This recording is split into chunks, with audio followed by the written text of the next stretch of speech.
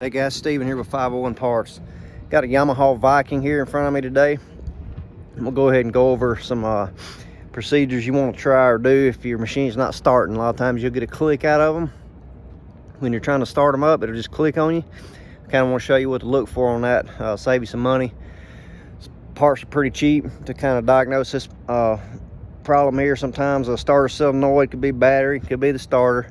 I'm gonna kind of go over that. See the machine I got right here. Let's say you get out to your machine, you go to turn over the key, and you get a click, click, click, click. First thing you want to do, first thing I like to do is turn my lights on. Turn the key on. See how bright your lights are. I mean, you know how bright they are when you're normal. I mean, these look pretty bright, so that's telling me my battery probably good. You know, just a visual. You can check it with a multimeter to make sure the battery should be over 12 volts.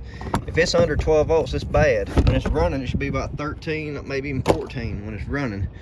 But you getting that click sound, your battery's in here obviously. You can take a multimeter and check right there on your positive, negative. Like I said, it should read over 12 volts, about 12.4, 12.7, something like that. If that's the case, you got a good battery. Right here is your starter solenoid. So basically you got this hot going to this one side of the solenoid, and this wire right here is going down to your starter. So when you turn that key, there's a signal wire that comes through this plug, goes to that solenoid, and it makes that solenoid inside, and it touches these two terminals together right here. Or not touches them together, but it makes contact inside the solenoid. It sends power down this to your starter wire and cranks the machine. So one thing you can do, if this solenoid goes bad, you're out on a trail and you're getting that clicking condition, you can take something metal, screwdriver, pair of pliers, something like that, like the old Ford solenoids. You know, you can take and you can jump this. Have the key on, you can jump these two terminals, and you're simulating, you know, what this solenoid is going to do. You're basically putting battery power directly to the starter when you're doing that.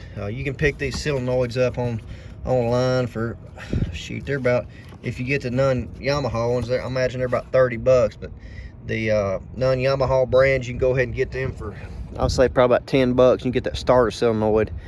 So that's 90% of the time if you're getting that clicking, that's what the problem is that starter solenoid. If the battery's good, and then if it's kind of dragging when you turn it over, let's say you go to start it and it kind of drags a little bit, but you got a stout battery, and you can turn your lights on, you see your lights dimming real hard, you know, when you turn it. To me, that tells me the starter's bad, the starter's dragging. So in that case, you want to get on the back of your motor right here, you want to pull that starter off, and you know, get up in there and do the starter, pull it off. You know, chances are it's bad if it's dragging down like that. So that's kind of a simple overview of the starting system on the Viking.